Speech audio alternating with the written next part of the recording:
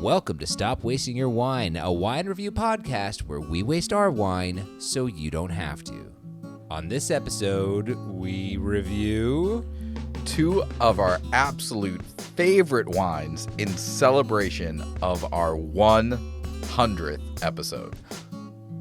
Hey, what? The big 100. Episode 100, baby. Triple digits. Yeah. That's crazy. That's pretty Can you believe impressive. And we never missed a Man, week. I cannot. We never missed a week. That's pretty crazy. Wow. That is impressive. That's impressive. We have dropped Not gonna lie. consistently 100 Tuesdays in a row. Yeah. That's Wow. nuts. That is That's crazy. nuts. I can't believe it. Do you guys remember my running joke early on? I'd be like, I'm here till episode 16, and then we'll see. And I'd be like, I'm here till episode like 23, and then we'll see. I do, yeah. I stopped doing that around episode like 52. Yeah. I was like, all right. This Next, I think you realize you're in it for life now. Like, here we are. Well, it's fun. It's a fun thing to get to hang out with you guys. Not to mention, hang out with all the wonderful people we've had the opportunity to talk to in the last 100 episodes. Try all these new wines. It's been a blast. That Yeah, being I'm said, I'm giving it till episode 123. There he There is. it He's is. back, baby. He's back. You are the absolute worst. Absolute worst. That's the Joel we know. He's back, baby. No, but I should mention, though, thank you, listener, for joining us on today's episode. I am Joel, and as always, joined by two of just the best people in the business, two of my favorite people, Aaron and Colin. Thank you guys for being here. This is going to be a little bit of a different episode. We're going to have a little bit of fun. We're going to be a little bit retrospective, but we are going to have some wine. Thank you very much. We are going to try some wine, and we're going to have a little fun. So that's what we got in store for you today. How's that sound, guys? It's great. That sounds It's great. awesome. I'm excited. And we should probably stop saying, like, review and trying. I mean, we are reviewing, right? And we are trying, but, like, Yeah. these are not... Revisit? These are not... Revisit. These are not our run-of-the-mill wines, by any means. No. We're going to review them, though. We're gonna review 'em. We're going to review them. Re-review. Re-review. Re-review. Re-review. Revisit. Retrospection. Wow. I think we nailed all the words there. You know, but 100 episodes in, not good at words. Boom. yeah, still need to brush up on our vocabularies. But what we are going to do today is, you know, we were trying to think, oh, what are we going to do for this episode? How are we going to kind of celebrate? And, you know, we were talking about it, and we looked back on all of our episodes, and two wines really kind of stuck out to us as, you know, kind of benchmark wines for us, or the wines that we have referred to the most, I think, when reviewing and comparing other wines as we've gone forward. I would say, I'm not going to give it away. I'm going to let you guys do that. But I would say these are two wines that really made an impression on us pretty early on, too. But wines that kind of framed the way that we maybe thought about wines moving forward, too. Is that fair to say, gentlemen? It definitely, like, reframed how I think about wine in general. Like, it wasn't just, like, a benchmark for me, but I think it was, like, both of these wines were a learning opportunity and, like, something that unlocked a whole new way of thinking about wine. Yeah. And some of the best wines we had early, you know, in the first 20 Yeah. episodes or so. And, Pretty you know, wild. I think the white wine was the closest white wine we had to a wine fridge wine at the time. And the red wine was our very first wine fridge wine on the show, Yes. period. So it's kind of a big deal that we're bringing these two back. Yeah, Yeah. We'll name the episodes where we name the wine. So if you want to go back and listen to these episodes and see how much your boys have grown since then, we'll let you know where to find these classics. Well, you know, it's funny you say that because that's something I was going to point out, too. This was in a time, Aaron, where I'd say you and I, but you especially, you were just dipping your toes into the wine world, man. Like Which makes the wine taste funny. It does, yeah. I wouldn't recommend it. But this was your renaissance of wine. I'm going to say this is like the most growth in a short amount of period. Like that's where both of these wines come from. So we have to. I put can't say ourselves I'm in much that same better. mind. I went back and listened to these episodes, and I'm still saying Yes, you are. a lot of the same things, but I'm saying them more confidently now. Well, that's first of all, that's half of it, and secondly, no, I think we're all doing. I mean, Colin's always been great, but I think we're all, doing a better job of, you know, being maybe more objective of finding more interesting things, and I think that's cool. I think it's cool to see the growth that we've all gone through in the last 100 episodes. For sure. And besides our start time, which we can't ever get right, we are much better podcasters than we were, episodes number 9 through 20. So we all have better microphones now. Yeah, for That's sure. true. 100%. The audio quality back then, sorry folks if you go back listen, it was all right. I was listening today. It's really not that bad. It really stands. It is now superior, but it wasn't terrible. Sure. No, it was never terrible. But what episode did you go back to, Aaron? Like what's number-ish ballpark? No, I'll tell you. The episodes, these wines came from episode 12 yeah. and episode 19. I understand. Reason I was asking too is I have not been able to go back to episodes like 1 through 10, and I think I'm gonna do that after we stop tonight. After you finish your wine tonight, just go back and just see what happens to you. Absolutely. Yeah. Yeah, that first one was rough. I had to make a couple edits. I didn't know what I was doing. It's definitely not my best work. But you dip your toes right in. Exactly. You have to. What? I sort of regret saying dip your toes because I feel like that's come up too much and is a really weird turn of phrase when you think about it. All right, so I think we've teased it enough. You guys want to talk about the 2 wines that we chose to revisit and hopefully, dare I say, celebrate on episode 100? Take us away, Colin, with episode 12. 12. So this episode originally aired on October 10th, 2023, if you can believe that, which feels like forever ago. Our first wine is the Guigal Côtes du Rhône Red Blend. Classic. This evening we are drinking a 2021. This is from the Côtes du Rhône, which is the appellation. This is a blend of Rhône varietals, which is going to be Grenache, Syrah, and Mourvedre. And we picked this one up still an incredible price, around $18. Yeah. Which I believe, has it crept up in the last 2 years a little bit? I don't think so. I still got mine for like $16.99, I think. Yeah. And I would say since we originally tried this, it's definitely become more available. I see this thing at supermarkets every now and then. Do you think it's because of the Stop Wasting Your Wine bump? I mean, probably so. I mean, it's We famous. started a Everyone little knows about trend, and people are it. out there. Yeah, it's hot now. That's what I heard. It's hot, hot, hot. That's right. Flying off the shelves. 100%. No, I love it. And this was, I know I kind of mentioned, like, this was, both of these wines were ones that really stuck out to us.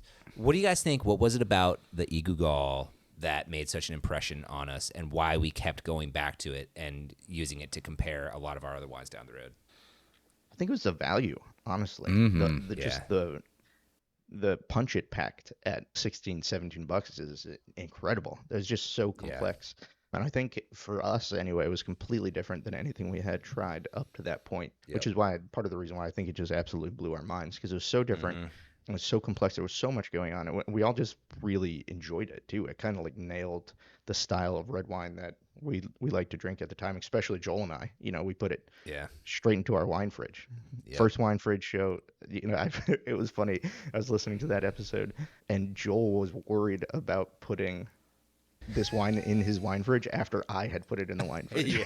So can I do that? Yeah, he said, "Can I do that?" Which is really, looking back at all the Whose drama. rules did I think I was gonna break? It's like, you made the rules. It's our rules. I think for me, the big thing was I would imagine for you guys who were farther along in your wine drinking journey, and you probably had that thinking of like, oh, I know there's good wine up here that I drink for this price point, and this matches that quality at this price point, versus me who was drinking shit wine at the same price point. Yeah. And I'm like, oh, there is significantly better wine at a similar price point. And so I think that was the eye-opening moment for me. It's just like, I need to learn more about this, because if my brain is just expensive, good, cheap, not good, and I'm just okay with cheap and bad, like it opened up my whole experience of like, oh, I can find good wines in any price point and have a better experience with wine and not look like such a schmuck. Well, not that. I mean, but not for that reason. Completely different reason. This was very much, I think you guys are spot on, and this was very much in our time where we were like carrying, not that we've ever put this banner down, but like carrying the banner of get out of the aisles at the grocery store, like that whole thing. And this was this gave us the perfect one to point to and be like, this is why. Because it was widely available, it was the same price, and it was really good. Yeah, for So, sure. love that. Oh, excited to go back to that one and have a little fun, walk down memory lane. Aaron, what's our wine number 2 today? Oh, man. So just a few weeks later on episode, what did I say, 19? 19. I think 19. November 28th. November 28th. 2023. So just a few weeks later, we had a Riesling. And it was a big deal because I can honestly say that I ever really drank Riesling before this. And a lot of folks have that mindset of Riesling being sweet, blue bottle, aunties drink it. And so we brought on the Domdechant Werner Côtes Riesling Trocken, which meant it was a dry Riesling. This runs you right around $20 to $22, and it's a 12% ABV. And it's from the Rheingau region in Germany. Yes. And not only was this a wine that we really enjoyed, the folks at Domdechant Werner were fantastic, and were, I would say, probably one of the first wine 100%. community people who took the time to reach out to our little budding podcast and like sent us a video and talked to us about like why they use twist caps, and it was just so cool. Yep. And I did not put it in my wine fridge initially because controversy, as we call it on the show. Yeah, the controversy. The controversy. And because I was not confident enough in my wine knowledge to stamp that I thought it was good. And I think I went first on the show, and I think that was part of the problem too. I put it somewhere, and then you both talked about how much you liked it and like how close you were, and I was like, man, I feel like I it's kind of like the same thing we did with Ashwin when we were all kind of like hedged on La Sacristia. We're like, we don't want to overdo it, you know. And then he was like, "What's wrong with you guys? This is amazing." Yeah. So still the wine that I will throw in the cart if I'm below like the minimum delivery price 100%. at the wine place. And so also one of our first real audience participation moments, I polled our audience and asked them if I could retroactively put it in my wine fridge. And the only person that voted no was Colin, because he was trying to taint the poll. And everyone else, all of our listeners said, yes, absolutely. So I did, went back, put it in, never looked back. And it's proudly been sitting in my wine fridge. Absolutely. Didn't you take it out recently? I think very, very recently. like a couple weeks. It made it in there from episode 19 to like episode 96. It was getting dusty. Sure. And it is. I mean, it's still like you said, like it's one of the bottles. And when I'm going and I'm trying to get my pick six at Total Wine or something, it's always like a bottle I grab for sure. So good. Do you think? And by the way, I couldn't agree more. The thing that always sticks out to me when I think about the Domdechant Werner is, like you mentioned, it's the engagement. Like we actually had a winemaker interacting with us and talking to us. It was such a cool thing. I wonder if we would have had, I don't know, the confidence to go and actually reach out to other people too and start trying to bring these wonderful, I mean, that started a whole list of awesome people from the industry that have come onto the show. I wonder if we would have done that if we didn't get some awesome and fun engagement from the fine folks at Domdechant Werner. Yeah, and you know what the funny thing about that is the people at Domdechant Werner are so great. I was actually talking to the folks at Ulrich Landgut the other day from the sect that we just reviewed, and the gentleman that owns there does a lot of the importing for a lot of the German wines. And when he mentioned Domdechant Werner, they were like, "Oh, have you talked to them? They're so nice." And I was like, "We did talk to them," and they like named the same people, and they're like, I love this. Like, this is so cool. I'm talking to a winemaker in Germany about these other winemakers in Germany that we've talked to. Yep. And it's like, small world. This is super cool. It is. It is a small world. But such an awesome world. I mean, we bring this up all the time, but all of our guests have just been so cool. It's incredible that, so many people of the same mindset coalesce around wine and make it a really fun and unique community. I know there's a lot of pretentiousness in wine. Luckily, we haven't found any of those people. We just find the coolest, most down to earth, chill, just want to, make wine fun and accessible for people. And that's been one of my favorite things about this show, is just meeting all the amazing people we've met so far. It's so unexpected, and I think you're right. Like, we're doing this at the right time to where we're riding this wave of people who are trying to do the same thing. Like you said, make it accessible, take away this weird pretentiousness, and just like lean back on the fact that wine is supposed to be fun. Like, it's supposed to be a fun thing. You know, why it had this air about it to begin with, I don't understand. It's so strange. It's like what Nat said last week, right? She was just like, it's an alcoholic beverage, folks. Right. Like, it is designed to lubricate your social life. Like, what are we doing? Like, come on. 100%. Yep. Love it. All right. Oh, well, so fun. So you heard it here. The Guigal Côtes du Rhône and the Domdechant Werner Trocken Riesling. Riesling Trocken are going to be our two fun wines that we're going to go back and, I don't know, we'll say review. I am interested to know if we have different if they hold up. Yeah, I'm curious. Sure. So what do you guys think? Do you guys, before we get into them, do you think one has a higher likelihood of holding up over time than the other? Yes. Ooh, that was quick. I do. Okay. Do you want to explain? Because No. Go, please. Okay, because I was going to say, I would say they both have the equal chance of not holding up or holding up, because vintage variation in wines that are made in, a more true to wine style. It's getting technical. Sorry. Go on. Go on. Okay, I'll wrap it up. But, no, I'm joking. Go. Vintage variation is a thing, and it is a real thing, and it can happen. But at the core of it, I mean, we've tasted the wines before. We know they come from good winemakers, wines that seem to be made with love. So, I don't think either one of them are going to be terrible.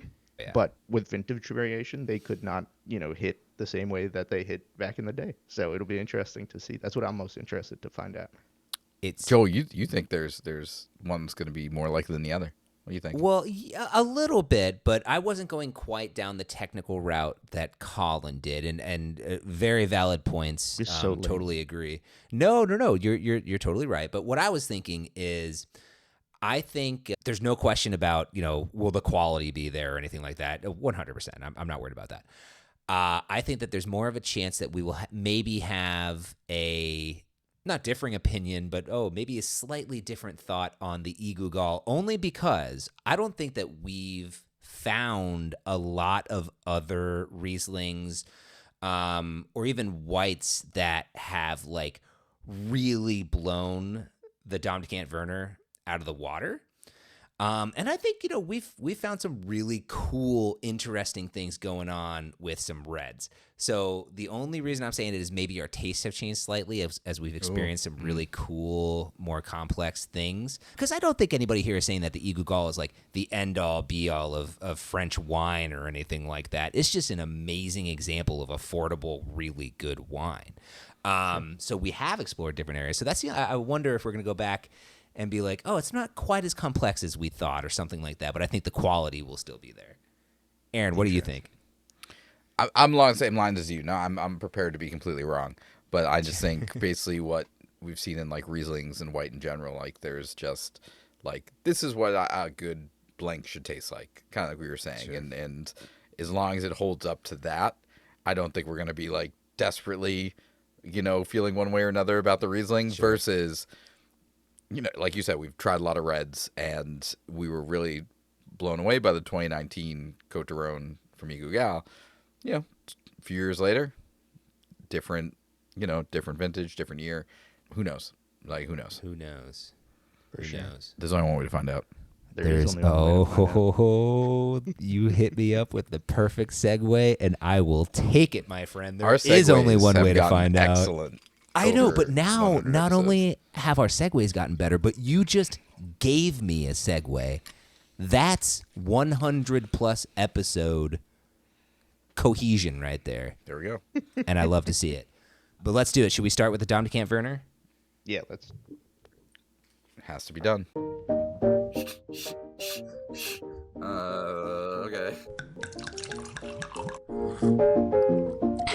Tastes like wine. All right, so I went back and listened to both episodes, as I mentioned earlier, and I actually wrote down what our tasting notes were Look at for you. the first time. A+ for effort.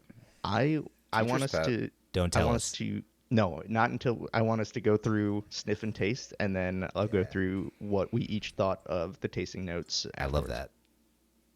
I love that. Okay. Well, Aaron, I mean, I think this is your closest to your heart. Do you want to kick us off with that? Sure. So I would say right off the bat, I think there's something new a little bit. And because I remember the whole petrol tennis ball conversation. And I remember when the week later, I brought a brand new thing of tennis balls and I did the comparison and it was spot on. Yeah. And that's in there.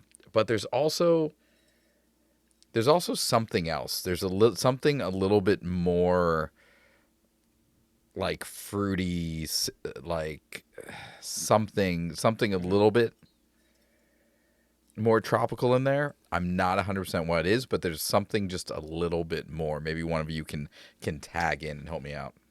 Would you call like orange blossom tropical? Because that's I'm getting a little bit of that poking through. Definitely. So I don't know if that's like necessarily tropical, but that's what I was thinking. It requires the tropics. So yeah, pretty tropical. It's true. Yes. And I was thinking, Aaron, it's funny you brought up the tennis balls because while I do smell the petrolness in here, it doesn't come across to me as tennis balls, which is really weird. It just kind of smells more like classic petrol gas, diesel smell, and not as and not in a bad way, just in a Riesling in that really nice reminiscent Riesling way. Yeah, 100%. But last time, and again this was a while ago, but it was really reminiscent of that fresh cracked tennis ball smell. I don't get that in here, but there definitely does have some of that petrol Riesling for sure. But I want to say maybe like right off the bat, like our argument about vintage, based on some of the conversation, like now that we've talked to some wine experts over the past year, like I'm just so grateful for that because we've had enough people talk to us about the impact of climate change and temperature differences and how that can hit like the ripening of grapes differently. And to me, this has a much more like, I suck at naming foods, but like a richer, warmer, like something going on in the scent that just might right off the bat hit me as like this might be because of weather difference between this vintage and the previous vintage. I don't know the cause, but it's funny you say that because I was just going to say it's a little fruitier to me. I'm having trouble picking out exactly what it is, but I'm floating in between like a little bit of peach, a little bit of like a stone fruitiness. I don't know if it's a peach, and a little bit of citrusy, like a little bit of maybe I'm going to say lime, but just very faint. But there's more of like a fruity aspect going on than I remember the first time. But now I'm excited. Now I'm going to reach out to Domdechant Werner, and I'm going to ask them what they've noticed the big differences between their vintages, and they'll probably write back to us because they're wonderful. Yeah. I'm getting some lime, Joel. I think that was a great call. I'm getting a little bit of pear in there, too. Pear's a good call. Yeah, and then I really like the peach as well. I think that's a great call. There's a little bit of that going on here. I really like the orange blossom, Joel. That was because that is the flower that immediately also came to my mind because it does have that elevated that note, orangey Joel. citrus element to it. Done. Thank you. Not just oranges, but orange blossom. But yeah, Appreciate that. No, and then I think there's a little hint of minerality on the back end, just some stoniness, but not too much. It's definitely not a major player, but it kind of sits underneath the petrol. Let's drink this thing. I miss this. I've been doing it. Me too. I just like to pretend for the listener, For those not watching me exactly. chug my glass. Or I wait till one of you is talking so I know that I won't be on screen during that time on the video, and then I'll sneak a little Very sippy. smart. In honor of Colin from episode 12, Holy Acid Batman. The acidity is still there. Definitely. Yes, there's quite a bit of acidity. And I feel like I might have said something similar in the first episode, but thank you, acidity. Thank you, Domdechant Werner, because Totally. it's a lot. but it is lovely with this. It is. It is really nice. I totally agree. I think we kind of nailed the flavor profile.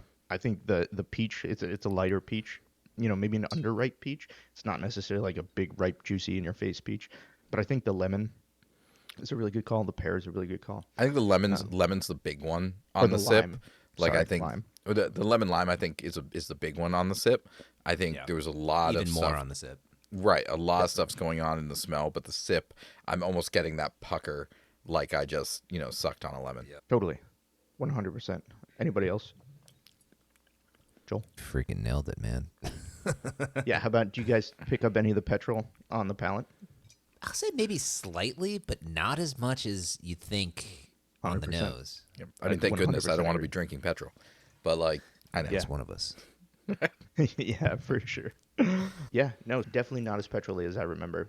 I feel like that was one of the major flavor notes in the last one, and this definitely plays more of a backseat to it. But Just structure-wise, just want to name. I like that it has it's I don't know, it's not light. It's like a medium body. It has a little bit of weight to it. The acidity is really nice. The balance is pretty good. I mean, it's still just a really. There are changes in the flavor from what we experienced a couple years ago, and Which, thank goodness. I mean, this is a real wine. Yeah, this that's is true. a representation Right. of what is coming out of the fields. Like, right, that's it what is. I want to see. 100%. They're obviously able to produce enough to have this in total wine, but it doesn't feel artificial or mass produced or Right. anything like that. It just has this real nice, normal quality of just thoughtful wine. Just tasty German Riesling. Yeah, Just tasty German that's what it is. Riesling. All right, you guys want to Absolutely. hear what we called out Yes. the first episode? All right. Yes, please. So, Joel, in the last one, you called out lemon, green apple, a little grassy note, and some minerality. And Joel, you put this one on. We had a different rating system back then. The kitchen table, which is today's must share. Ah, yes, yes. Yes. Aaron didn't actually give any tasting. Aaron just stood to the microphone and then passed out. He was shocked at the tennis ball thing. That was the the biggest surprise in his life. He actually got up and left for a brief amount of time. And Aaron originally put it on the kitchen table where today's must share, and then eventually, of course, after all the hoopla, made it into the wine fridge. The and then first post-episode move up that we've ever had on the show. First and only. It will be the last. We don't need any of that. And then I mentioned pear, white peach, freshly cracked tennis balls, and I also put it on the kitchen table, which is now the must share. So a little throwback to what we thought about that vintage, which I just thought was super neat. So it actually hasn't changed too much. There definitely is some change, but at the end of the day, we called out a lot of the same flavors that we saw in that one. I want to thank past Joel for saying green apple because I kind of like that call. Now that I'm going back to it, I think that's not a bad call, Joel from 2023. Well done. All right, guys. So, what do you think? We just heard our notes from 2023. We just tried it today. If you were trying this and ranking it today, where are you putting this? Colin, you want to go first? Sure. Yeah, I'm still putting it on the kitchen table. I think it's an absolute must share. I mean, it's just really tasty German Riesling, and for the price, I think we talk about value a lot on this show. It's kind of a home run. It's just tasty. It's a damn tasty Riesling, and I think it would be a really good entry because it doesn't have too much of that petrol. It has just a little bit of it, but it's not like overwhelming by any stretch of the imagination. So I think a really awesome entry into German Riesling and an absolute must share. Yeah. You know what? I totally agree. I had put this on my kitchen table or what is now the must share column, and 100%. I mean, we've shared it so much on the past episodes. I would want to share this with everybody. This is the one that broke our thinking about Rieslings in general and white wines, I might even say, and still just bringing it. So really enjoying, and yeah, top of the must share list. Aaron, kind of a controversial question for you. seeing as how you had this in 2 places over the past couple episodes, where would you put this? Where would 2025 Aaron put this wine? Look, one, if I can go back in time to the first time we did this wine, no hesitation, straight into my wine fridge. It's so good. It's so good. And it's exactly, if I'm drinking a white wine, this is what I want out of a white wine. And I think I'm a red wine person. I've learned that about myself. I'm going to generally drink a red wine, but I'm actually putting this just on a level. If I had to choose a white wine to drink out of every white wine I've had, I'm going to choose this. So this is a wine fridge wine to me. This is, for me personally, this would be the white wine that I choose to drink. I love it. Yeah. It's a wine fridge wine. And I am so glad that a vintage, the last one was a 2021. So we're actually, it's great that we're still getting 2022s now, that it's still, while different, still fantastic. Love it. Totally agree. Seeing as this is the 100th episode celebration, and you've already had this thing in and out of wine fridges so many times, we're going to allow us all to just place where it would be. This will not impact our actual wine fridges. This is our first retrospective look back and appreciation of 2 wines that we love. So love that. All right, what do you guys think? Guigal time? Let's do it. Guigal. Hey, look, by the way, another one of my favorites here. I always use I don't know if you can see this here, using my Finca Bandini bottle opener. We're just going to shout out everyone this episode. We've mentioned she was Finca fantastic. Bandini. Amanda Bandini. Fantastic. I was bummed they weren't at Sip of South America this year. I was looking for them. They weren't there. And that is the best wine opener I've ever used. Easily. Right? The blade is so good. It cuts the foil like no other wine key I've ever had. 100%. Thank you, Amanda and Finca Bandini. You guys are awesome. And what a lovely wine that was. Amazing. So good. Oh, remember? So good. Yep. So good. Remember that was the rosé. Mendoza, the Malbec. Yeah. Oh man, that was awesome. So here we are. We have all opened up our Guigal Côtes du Rhône. Reminder, this was our first wine fridge wine from, get this, 88 episodes ago. Yeah, it's been a long time. I mean, we've all turned our wine fridges over at least once, right? I think, I don't think we have any originals in there at this point. I don't think so. Ooh, do I still have the Baronia in mine? Oh. Do you really? You might. Wait, was the Robert Groffier might have taken my spot 3, now that I think about it. Yeah, because you're a putz and you have $100 bottle of wine in there. Like a cheater. Not going to lie to you guys, though, a little teaser for maybe a later episode. I did go back and revisit the Robert Groffier. I might have a different opinion on it these days, now but we'll save that for a later episode. Okay, all right. Whoa. All right. Well, that's a big teaser. My goodness. Yeah. It is. Well, that's good. Now that I know it's vulnerable, I'm just going to start throwing some real solid reds at us now. Let's talk about it. Let's challenge it. I'm down for that. But anyway, okay, so here we are with the Guigal Côtes du Rhône. Let's get our noses back in there and see what we think. I do remember when both of you took the Guigal out of your wine fridges.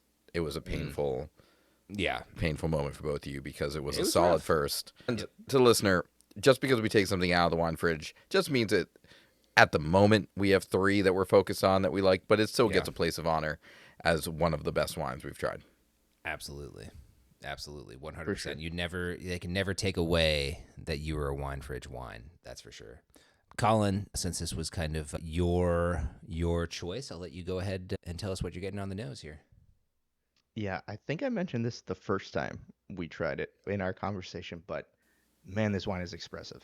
I mean, you don't have to get anywhere close to your nose in that glass to just be hit with an absolute huge amount of aroma. Yeah, I might actually say take a inch or 2 back. Yeah, with this for one. Sure. Absolutely. Look, I poured out my glass 49 minutes ago just to get a picture of our 2 glasses at the very beginning. We had the whole conversation about Domdechant Werner, and I picked up the glass and took a nice big smell and went, hey! It held on to that For bouquet for almost an hour. Bouquet. Ooh, Thank you, Colin, for teaching me that word. Yeah. You're welcome. Very good. So, Colin, you were saying? Yes, as far as flavors are concerned, those that are coming at you real hot and heavy, I'm getting a lot of dark fruits. Blackberry is, I think, the number one. Maybe a little bit of darker cherry, Yep. and then there's a lot going on in here. Do either of you guys have anything right off the bat? I've got some other stuff, but I want to hear what you guys think. Toss us some licorice. It's funny because Sure. I was going to say black currant, and I think Yeah. that's in the same house. So, yeah, Don't know I what that love is. that, Aaron. Still. Yeah, Well done. black licorice is great for sure. The controversy from this episode was that I looked up the notes from the producer, Yeah, that's right. You said How chocolate. dare you? and I said, "Chocolate has chocolate shown up yet? Is it here? Did we get it yet?" Not to me. I don't smell any. Not going to lie. I'm not getting that right now. You know what I am getting more than I think maybe last time is a little bit like more of an alcohol presence on For the sure. nose. What do you guys That's think a about really that? good point.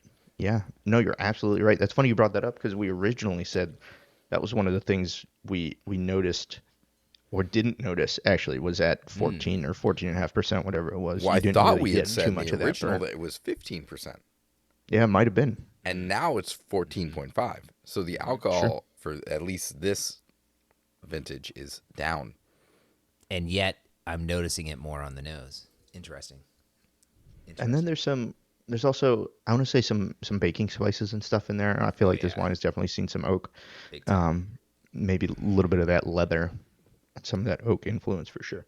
But I think too, like a little vanilla Yeah. like Oh yeah. coming out of For there. sure. Actually, I'm going to say more than a little. Yeah. No, it's pretty vanilla-y. Yeah, I would agree. All right, let's give this thing a taste. You know, it has that immediate like feeling like it should be very tannic as soon as you put it in your mouth, but then it's actually not as tannic as some other reds that we've had. Yeah. No, I would agree. Like with that lasting grip. Like there isn't that long lasting lock that we've had in some, but when you first take that sip, you're like, ooh, this is gonna be a doozy. But then it's not. It's interesting. Man, Aaron, that licorice call was fantastic. I almost wonder if you look that up because of I the did not. chocolate. Would be I'm your too MO. far. I'm too far away from my Would be your keyboard MO. today. I can honestly say that one just came right off the noggin. No, it's Are great. you wearing those Meta glasses right now where you can just ask it? I noticed Meta you going on contacts, mute next and level. talking. And Yeah. So great call on that. I also think the darker fruits for sure. Blackberry is the one I get just right off the bat, just a ton of blackberry, and then some darker cherry in there as well. You guys picking up anything else? What about those baking spices and stuff? You get any of that? Definitely the dark cherry. A little less on the spices, but still there for sure. Definitely more of the alcohol still on the taste, I think, on the palate.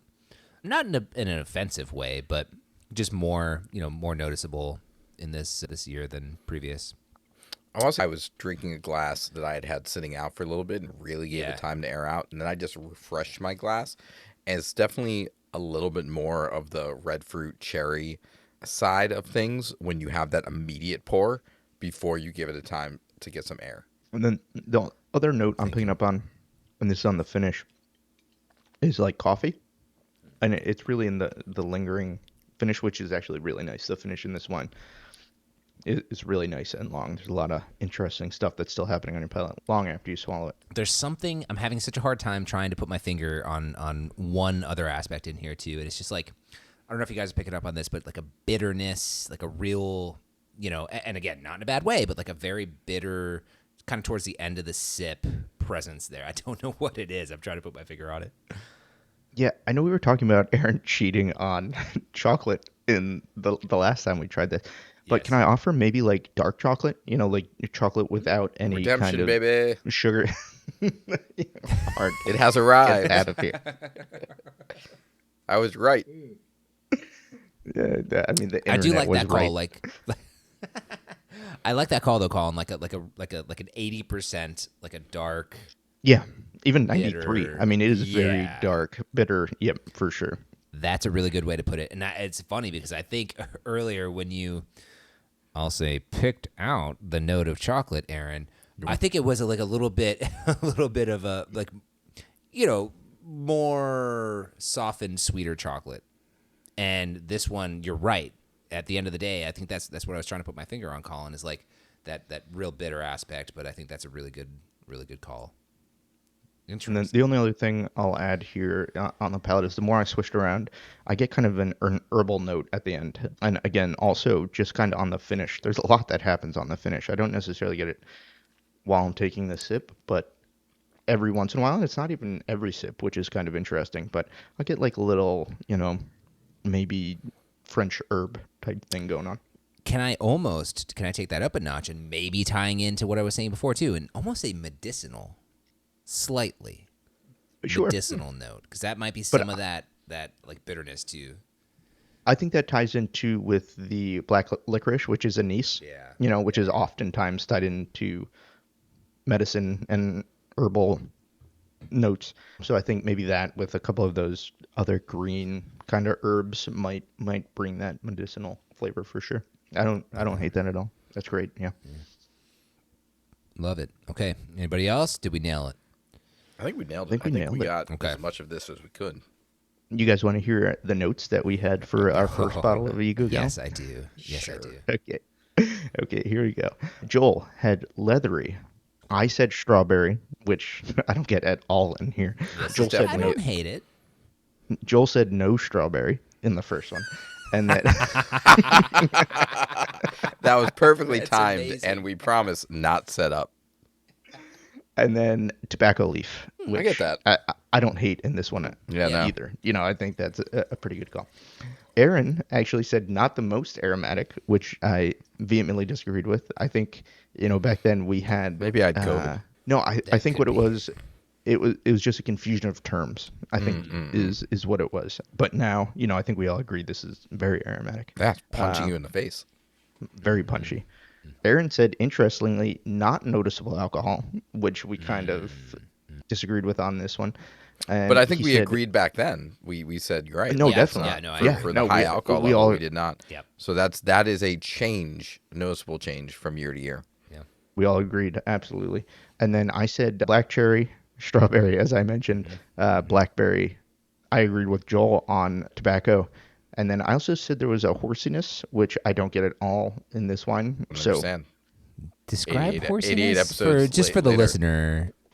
So for the listener, Aaron please. and I totally know. Absolutely. But remind us what that but is. But the listener might not know. So horsiness comes from a yeast strain actually called Brettanomyces, which is often found more times in Europe than in the United States. The winemakers in the United States hate Brettanomyces. Why is it horsey? So horsey, I think you've been to a farm, right? You've been inside of a barn. New Hampshire. So is that a yes or no? Yes, assuming so they have it's all farms up farms. there. I can't go anywhere. You just walk out of your house and you're in a farm. I'm so not from New Hampshire that I didn't know if that meant that yes, you had been on a farm. Or are there farms in Florida? I agree. I had no idea. No. Anyway, yes, of so course. if you think about being in a barn, it's kind of that hay smell, kind of that animal, but in very small amounts, it can actually be really nice. But I don't get any of that. Got it. And then, of course, oak influence, which you can definitely get on this one as well. And I put this one in my wine fridge. Joel put this one also apprehensively in his wine fridge because, as we mentioned before, he wasn't sure about he was the rules. excited to put in his wine fridge. He just didn't know if he was in trouble. He was. Yeah, that's right. I didn't want anybody to come down on me, And Got a lot Aaron of put this regulation one on this show. Go on his kitchen table, did. which is now a must share. So that's where we were. It'd be interesting to see where we are today. All right, so Aaron, we had put this in our wine fridge. You were the standalone kitchen table / must share. What do you think as you're drinking this today? Oh man, I gotta be honest with you. I am conflicted because I still think this is a really solid bottle of $17 wine. But we've tried so many amazing, complex reds from $15 up to $35 and beyond. I don't know if this knocks my socks off the same way it did. It's still great. It's still a great bottle of wine for the price. And if I'm having people over and I need to have a bunch of wine, I'm definitely grabbing a bottle or two of this because it's an awesome bang for your buck. So I think it's still a must share for me. But in like totally being honest with myself, the way I use it is probably more of a casual sipper. Like I usually have one of these in my house and I open it up and it's fun and I like drinking it around the house. But I don't know if it's a bottle of wine that I would bring to a friend's house for dinner. I think I would actually spring for something a little bit more. So actually, yeah, I just talked myself down to it. I think it's a really good I think it's a really good casual sipper. I think it's a really good casual sipper, and I mean that in like the nicest way possible. Like it's not a negative. It's just like I like drinking this around my home. Sure. And yeah, I think it's good. That's fair. I don't know. No, God, I feel like you're it didn't apprehensive get about worse. that. I'm just like, it's within kind of like the spectrum of what we've tried. I think it's just a really good $17 bottle of wine. This is what I'm talking about. Our tastes have changed a little bit, and I'm going to agree with you in some parts and disagree in some parts, because I am going to keep this as a must share in my ranking. But I am also going to say that, and I know I talked about this wine before, but this was before we had La Sacrestia. And I think that really had an impact on me as well. Like if we did 3 wines on this one, I would have probably brought that one in, because that one sort of changed my perspective a little bit on things. I will say too, I think I was in like a very France realm around this time, and I have since been in a very Italy realm. Like I love, like if you were to ask me now, like what my go-to grape is, I would say Nebbiolo. I love a Barolo. Okay, can't disagree with you there. That's where I live right now. Sure. So hell yeah. However, the fact that we have talked about this not only the first time that we tried this at length, but this time too, as we're going back to it, like what a fun thing. This was one of the first ones where we talked about it for so long, and we're doing it again right now. Like, to me, so cool. $17. You can find this anywhere. This is the label. If you have seen the label, it is so familiar because every restaurant has this. And I think it's rare where you find something that is this good, this quality, but this, within reach everywhere. And for that, and the fact that we actually talked about it, at length, I'm keeping it a total must share in my book. Thank you, Guigal. Yeah. Colin, how about you? Yeah, I think a casual sipper is wild. I think the quality of this wine is much greater than that. And I think when you mix quality with value, and it's accessibility. And accessibility, 100%. I totally agree, Joel. This wine is everywhere. You can find it everywhere. And a couple of vintages we've tried, they've both been very good. I will agree with both of you, especially Joel. We both had this in our wine fridge. After tasting so many other wines, I don't think this quite hits the wine fridge anymore, which is super interesting. Because the wine fridge is, personal. It's our top 3 that we've had on the show. Is this top 3 on the show for me? No. Is it a great wine for $17 100% of the time? Yes. So for me, it's an absolute must share. And I just for all the reasons I said, it's complex. It's drinkable though. It's not like over the top where some people may not like it. It's just, again, damn tasty wine for $17. Yep. I don't know if you can beat it. Can you beat it? I don't know. Look, let me say, in honor of Colin's original waffling in episode 12, when he went from kitchen table to wine fridge, I'll say, like, you guys both make really valid points. And I do want to make it clear, and I'm not trying to put down. I think this is a delicious wine, and I think what you both said about kind of the complexity, and you had the ability to go from like, it's not wine fridge, but it's still must share. I 100% agree. It is a must share, wonderful wine. I think it's great that it's at a price point that I can just drink it around the house and not have to worry about. Like, it is like when I go to the pantry and I'm like, I want to open something, but I don't want to break in anything that's like, by myself. Like, this is a great wine. Just open up and enjoy. So there's so many wines out there that are great and kind of demand a special occasion. It's kind of nice that this is a wine that's just great and like you can drink it and then not where you can just run back out and grab another bottle and it's not going to break the bank. So I agree with you guys. I think it is a wonderful wine, and I would say must share 100%. So let me throw this at you. Would this be something that, as Priscilla Jimenez would have said, would this be one of your soldiers? So somebody that you can always rely on. Yes. Always fall back on. It's not going to break the bank. You're not worried if people 100%. Are drinking it. And they don't really know or appreciate. But it's funny. Always great. I have a bottle of El Enemigo up here because last time I went by, I grabbed a bottle. There you go. Shout out to Priscilla. No, I agree, 100% a soldier. I mean, But I think it hits all the marks. Yeah. I mean, it's inexpensive, it's delicious. It is like the epitome of what a soldier is.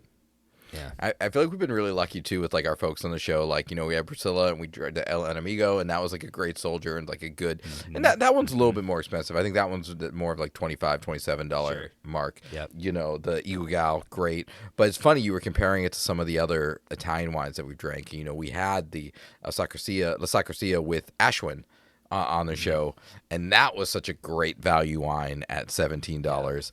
We did not have a guest for the St. Giorgio Chianti Classico, but that's another $17 bottle of wine. That's a great value wine. So it's we have all these great reds that we've discovered.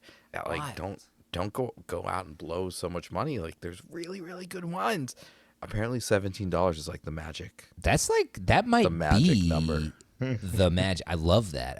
And it's funny because I was going to say too, like, this is the like baseline Guigal of the portfolio. Like, this is the intro to Guigal. This is the, let's make this as accessible as possible. I think we've talked about this before, but my gosh, what does the top of that portfolio look like? I will say I had the Chateauneuf de Pop. It was brilliant. It was awesome. And I don't even think, I think maybe I'm getting into mid of what the whole Guigal portfolio, and there's so much to explore there. But this is their offering that they're trying to make accessible to everybody. Thank you. That's awesome. 100%. Try it, buy it, enjoy it. Yeah, both of these wines, incredible wines. Yeah. Would not, never disappointed to see Domdechant Werner or Guigal on the table.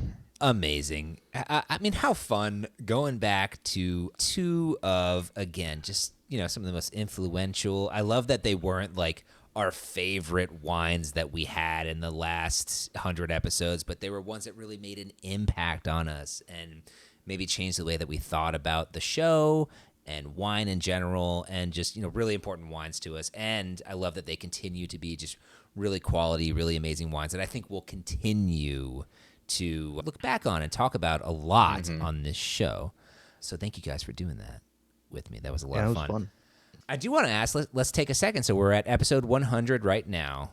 I know I said I'd be in for like episode 123, 124 at least, but let's say that we're in a world where we're going to go to episode 200. I want to ask you guys, what do you want to see looking back these amazing first 100 episodes? We've grown a lot. What do you want to see in the next 100 to get us to 200? Aaron, what are you looking for the next 100 episodes? Oh man, I'm really excited to meet more people. Honestly, we've been so lucky and so blessed to have so many folks on this show, especially early on when we weren't that big. Folks being willing to spend their time with us. I was just at the Sip of South America event for wine enthusiasts. Shout out to Cheryl Savvy B. Cheryl, for how hooking did we us go up with almost that. this whole episode without talking about Cheryl? Insane. One of our best Cheryl's buds. Yeah. Fantastic. Savvy B. B. Everyone check that out. But going to Sip of South America event, seeing Cheryl there again in real life, and then meeting our next probably 3 or 4 guests on this show. So excited to continue to have people on from South America, from Europe, from all over the place, and then to keep checking back in. We have friends who have been on the show before who are coming back again. Everyone we meet is great, and I'm excited to continue to expand our guest list and just keep the Stop Wasting Wine community growing. I love that. Sure. Colin, what do you got, man? Yeah, I mean, to expand on what Aaron was saying, our guests have taken us to some amazing regions around the world that we probably would have never gone to by ourselves. So, I'd really like to see us explore more of that. There's an entire world of wine out there, even in 100 episodes, that we haven't touched. New grapes, even old grapes. Gosh, we've only barely scratched the surface of, the grapes that everybody's talking about, the regions that everybody's talking about. So there's so much more to explore. So I'd really just love to see us expand our horizons on what we're drinking. We go to France all the time, which is great, but maybe let's not go to Bordeaux for a little bit. Let's maybe go to the Jura, which is something that may not be as popular, but is still producing amazing wine. So, there's still so many regions and grapes to explore. I'd really love to see us branch out to some of the ones that we haven't touched yet. Absolutely. Totally agree with that. It's funny when I think about that too. I was just watching something from Ashwin at Unpinned Wine today, where he was talking about how there's something like 2,000 grapes in the world, and most people stick to about 20. Right. So I think that's an amazing goal. Let's, in the next 100 episodes, let's expand on the grapes. I'm going to say also, you have Plavik Mali in your wine fridge right now after we did Croatian wine with Ellen. So it's like, who would have expected that, 100 episodes ago? Listen, talk about expanding your grape knowledge. And I'm going to say, too, what I want to do, and what I hope we do, too, a little bit, is let's expand our wine sort of vocabulary a little bit and our knowledge. And, I think, this is... right, exactly. And I think this is totally normal, totally natural.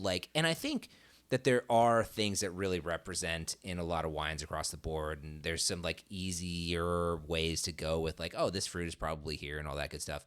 But what I would love to do too is just kind of expand that a little bit. Mm-hmm. I think there's more flavors, there's more profiles, there's more interesting things to call out in these wines. And I think with everything you're talking about, Aaron, you talking about interesting people bringing in different regions, different grapes. Colin, you talking about expanding just our grapes in general and the regions that we're going into. And I think from that, we'll expand our knowledge and maybe our vocabulary a little bit and find some really cool, interesting ways, just to talk about wine, all the while, guys, keeping in mind and sticking to what our motto has been from day one, which is wine is fun, wine is meant to be accessible. It's meant to have a good time. It's meant to be a fun thing that you get into, you learn about, you grow with. So I hope that you, the listener, will join us on that. If you have been with us since episode 1 or anywhere between 1 and 100, 1 to 99, thank you. Huge thank you. Huge thank you for the people that have come along for the ride. 100%. The fact that we're still doing this means people are listening. And absolutely. That is a Christmas miracle. Thank you. 1,000%. Thank you so much. And we hope you'll join us on the next 100. We want to continue to grow with you, and hope you'll do the same. So I think that's ultimately the biggest thing is thank you. This has been so much fun. Thank you guys too, Aaron and Colin. Thank you guys for being here. This has been amazing. For sure. Looking forward to many more, and glad we took a minute to celebrate the first 100 episodes, guys. Heck yeah. This has been great. And thank you guys for taking the ride with me. I mean, this is your baby, Colin. It's my baby, and you guys have made it possible. So thank you for that. I really do appreciate it. You're welcome.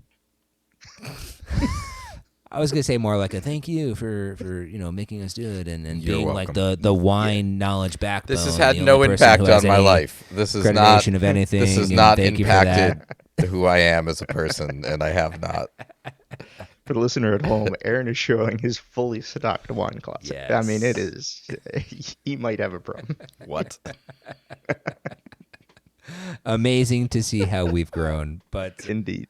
No, this has been great. And hey, listen, cheers to the first 100 and cheers to 100 more. Thank you for listening to us. Aaron, as Chief Social Media Officer here, can you tell the folks out there how they can interact with us? Yes, that's our CSMO. I was accurate. Yeah, check us out on Instagram at Stop Wasting Your Wine. That's where a lot of the magic happens. We'd love to talk to you there. You can email us. I'm going to put this right at the top because it's awesome.